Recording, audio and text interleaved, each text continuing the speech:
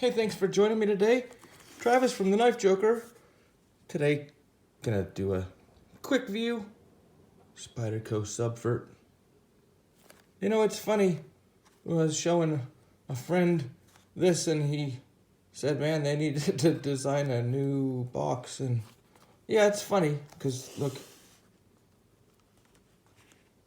the bulging box. So now, you know, some people call them the Subvert and some people call them the bulging box. Well, that's not true, but it could be because it's really the only Spyderco I remember that's just absolutely destroying the box with the thickness. So I did unbox this one other time in my Facebook group, the Knife Joker Facebook group, and well, it was R-rated, so I put a little R-rated tag on there because yeah, I did a lot of cussing the first time I opened it, so try to contain myself this time. Spyderco Subvert. So Natia Moore designed this knife. Spyderco brought it out, and let's see what we got. You know, it's a big boy, big fat boy, and been highly looked or anticipated, I should say. You know, Natia Moore, he's on Instagram, Black Snow Customs, and you know, I do follow him on there, so I see a lot of his customs, and this has been highly anticipated. You know, first, just pulling out of the box, even though it's big, it just feels super lightweight. Get that G10 and titanium. A little bit of stainless steel in the middle, but yeah, mostly G10 and titanium. Just feeling that G10, you know, I've handled a lot of Spydercos through the years, and it feels different immediately. So let's check it out. Kind of like a textured pattern, I'd say. It's rounded, contoured, and yeah, it doesn't have that regular Spyderco peel ply feel, but it's not smooth either. You know, not like a Shaman and not like a PM2. That looks like that titanium pivot cap. So being G10 and titanium mostly, super lightweight. And to access that hole, it looks a little bit down in there.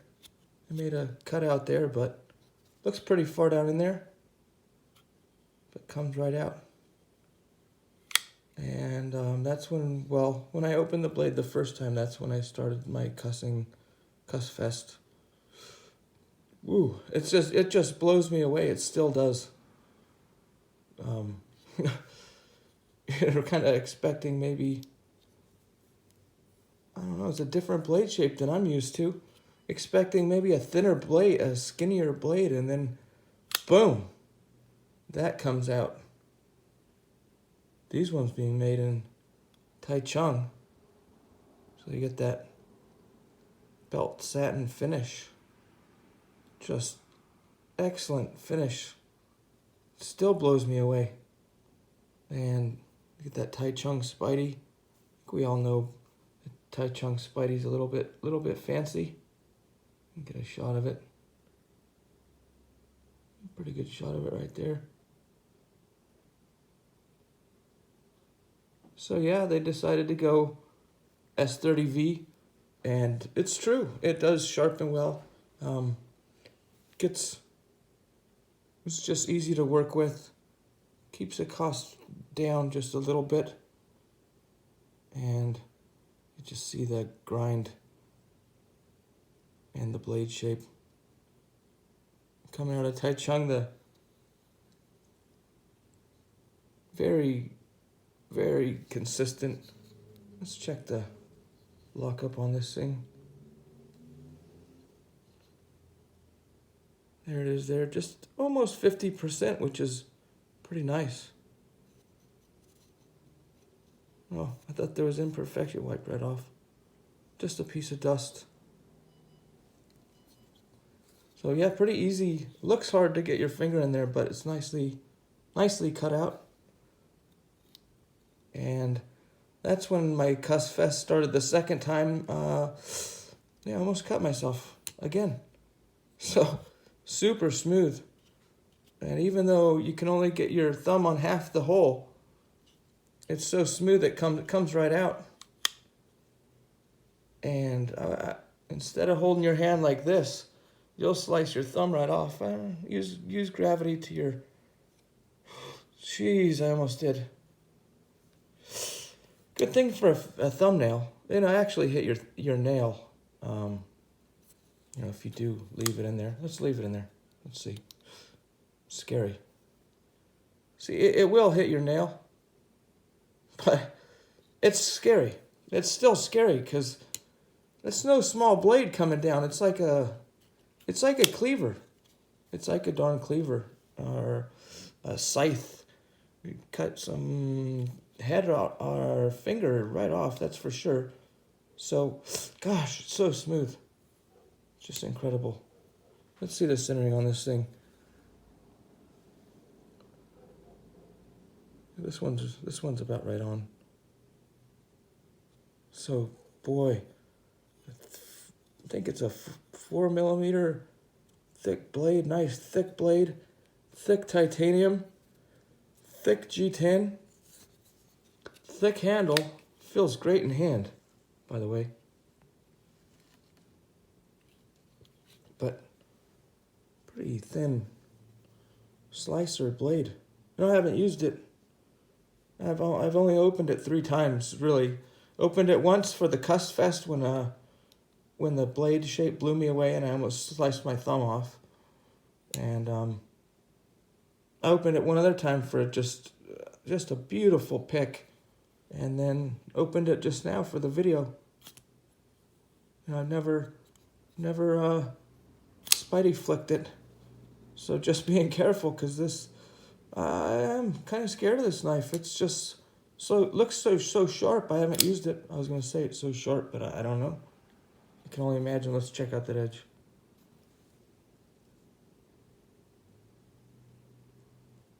Look at that Tai Chung edge.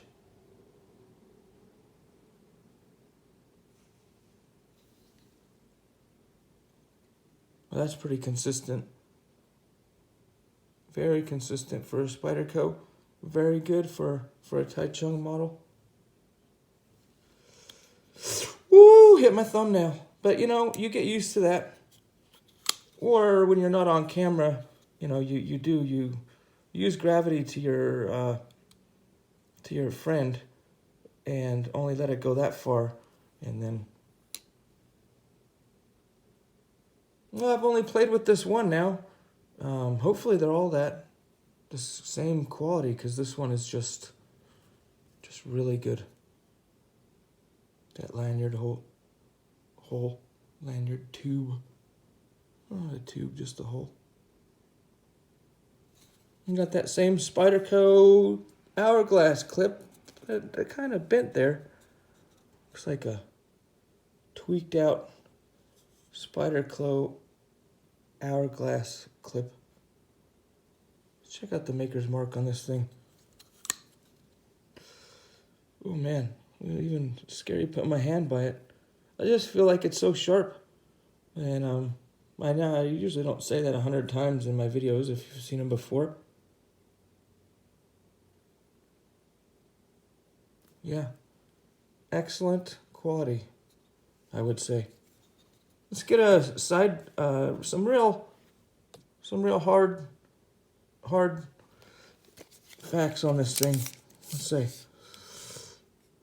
overall 9. I know it's not 9.5 inches, but it's more than 9.25. Look at that blade shape, or blade length. Let's say it's over 4 inches. It's about 4.25. Well, that's not lined up very well.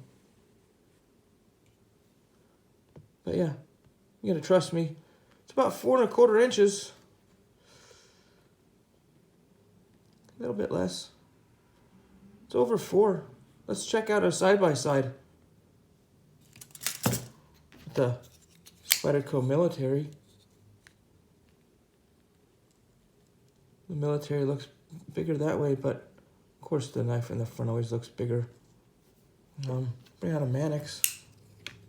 And even though it's in front, it's going to look smaller. Not the best side-by-side I've ever done, but you get my drift. It's big. That's my drift. Pretty good shot right there. It just puts the big military down to just a regular sized knife. And it makes the Mannix look like a EDC, you know, a small EDC weapon. Highly impressed with the feel of it. The Mannix out of the way. Military, we all know I love the military. You know, once again, regular G10. And then this one has that texture D10. It feels really nice in hand. I don't know. It's kind of like massaging your hand or something. So, got my focus back. I said it feels, I gotta learn to use gravity to my, you know, get my thumb out of there. You know, I said it feels so lightweight. Let's really see. How lightweight is it? I don't think it's that lightweight. I think it feels lightweight for the size, is what it is. 6.2 ounces. So, you know, if you like a 6-ounce knife, a little bit thick, but then again, it just feels perfect in hand. It doesn't feel too thin. You know, there's some thinner knives around with flatter scales. But, you know, which one feels better in hand? Well, which one feels better in your pocket? You know, I think variety is the spice of life. And they're both excellent. Well, hope you enjoyed my overview, my quick view, my unboxing of the Subvert. If you like what you see, hit the subscribe button. If you want to see more information on the Subvert, you can check them out at thenifejoker.com. And I got to get this one off to my buddy JD, Weatherlight Blade Works. You check him out. He's on Facebook.